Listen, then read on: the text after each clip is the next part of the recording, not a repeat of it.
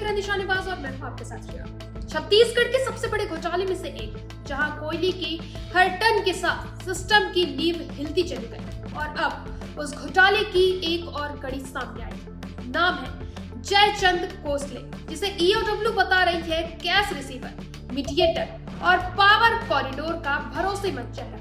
आरोप है कि 8 करोड़ रुपए की अवैध कोल लेवी सीधे पहुंचाई गई तत्कालीन मुख्यमंत्री सचिवालय की ताकतवर अधिकारी सौम्या चौरसिया तक। डायरी, व्हाट्सएप चैट, 1000 पन्नों की चार्जशीट और जय नाम से दर्ज हर एंट्री अब एक एक राज खोल रही है। तो चलिए समझते हैं 570 करोड़ के कोल स्कैम में जयचंद कोसले की असली भूमिका क्या थी। देखें इस रिपोर्ट में। छत्तीसगढ़ कोयला घोटाला अब सिर्फ एक आर्थिक अपराध नहीं, बल्कि सत्ता, सिस्टम और संगठित वसूली के नेटवर्क की पूरी तस्वीर बन चुका है। रायपुर की स्पेशल कोर्ट में ईओडब्ल्यू द्वारा पेश की गई 1000 पन्नों की चार्जशीट ने इस घोटाले की एक और परत उखाड़ दी है। इस बार फोकस में है जयचंद कोसले उर्फ जय, जो इस समय केंद्रीय जेल रायपुर में बंद है।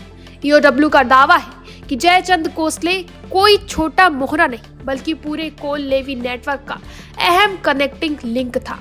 आरोप है कि उसने 7 से 8 करोड़ रुपए की अवैध कोल लेवी की रकम न सिर्फ रिसीव की, बल्कि उसे योजनाबद्ध तरीके से सौम्या चौरसिया तक पहुंचाया। यही वजह है कि जांच एजेंसियां उसे सिर्फ आरोपी नहीं, बल्कि कैश मैनेजमेंट सिस्टम का ऑपरेटर मान रही है।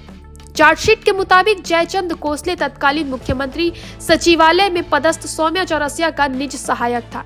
यही पद उसे सत्ता के सबसे नजदीकी गलियारों तक पहुंचाता था। जांच में सामने आया है कि कोयला व्यापारी से वसूली की गई रकम सीधे सीधे जयचंद तक पहुंचाई जाती थी, जहां से आगे उसका डिस्पैच होता था। ईओडब्ल्यू ने अपनी जांच में डायरी और डिजिटल सबूतों को सबसे मजबूत कड़ी बताया है। जब्त की गई डायरी में जय नाम से दर्ज एंट्रियां तारीख, रकम और संदर्भ के साथ अवैध लेन देन की पुष्टि करती है। जांच एजेंसी का दावा है कि इन एंट्रियों का सीधा लिंक जयचंद कोसले और सौम्या चौरसिया से जुड़ता है। इतना ही नहीं, व्हाट्सएप चैट ने भी पूरे नेटवर्क को बेनकाब कर दिया। सूर्यकांत तिवारी और अन्य आरोपियों के मोबाइल में मिले व्हाट्सएप ग्रुप्स में जय नाम से रियल टाइम हिसाब किताब दर्ज था। किस दिन, किस जगह से कितनी रकम आई, सब कुछ चैट में दर्ज पाया गया।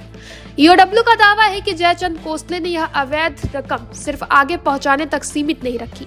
चार्जशीट में कहा गया कि उसने इस पैसे का एक बड़ा हिस्सा अपने और परिवार के नाम पर संपत्तियां खरीदने में लगाया। जमीन, मकान और अन्य निवेशों की जांच अब भी जारी है और एजेंसी को और बड़े खुलासे की उम्मीद है।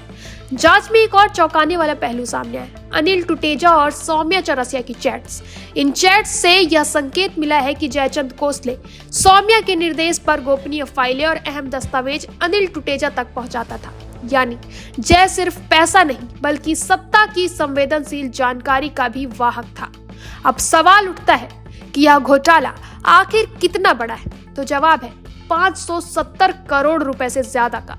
ईडी के मुताबिक छत्तीसगढ़ में कोयला परिवहन के नाम पर एक संगठित अवैध वसूली तंत्र चलाया गया।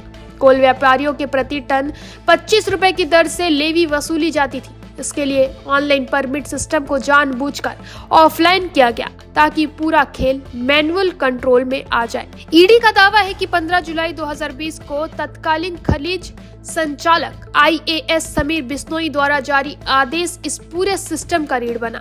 परमिट जारी करने के बदले वसूली और वसूली के बदले सिस्टम की मेहरबानी। इस मामले में अब तक 36 लोगों के खिलाफ FIR दर्ज हो चुकी है। इनमें 2 पूर्व मंत्री, विधायक, IAS अधिकारी, कारोबारी और सचिवालय स्तर के अधिकारी शामिल हैं। ACB ईओडब्ल्यू की जांच अभी भी जारी है और एजेंसियों का कहना है कि बड़े नाम और भी जुड़ सकते हैं। सूर्यकांत तिवारी को इस घोटाले का मास्टरमाइंड माना जा रहा है। ईडी के अनुसार वही पूरी वसूली व्यवस्था को ऑपरेट करता था और रकम उसके कर्मचारियों के जरिए एकत्र की जाती थी। जयचंद कोसले इसी सिस्टम का सबसे भरोसेमंद ट्रांजिट पॉइंट था। आज जयचंद कोसले की गिरफ्तारी और चार्जशीट यह सवाल छोड़ जाती है, क्या यह सिर्फ कुछ अफसरों और कारोबारियों का खेल था, या फिर सत्ता के शीर्ष तक फैली एक सुयोजित लूट? जांच एजेंसियों के मुताबिक यह केस अभी क्लोज टू एंड नहीं, बल्कि क्लोज टू बिग रिवील है। 570 करोड़ का कोल स्कैम, डायरी में लिखी जय की एंट्री, व्हाट्सएप पर चलता पूरा हिसाब किताब और मुख्यमंत्री सचिवालय तक जाती कर गया। जयचंद कोसले की चार्जशीट ने यह साफ कर दिया है कि यह घोटाला सिर्फ पैसों का नहीं बल्कि सिस्टम के भरोसे का है। अब सवाल सिर्फ इतना है कि अगला नाम कौन सा होगा। फिलहाल इतना ही। आगे के अपडेट्स के लिए बने रहे निशान पास पर।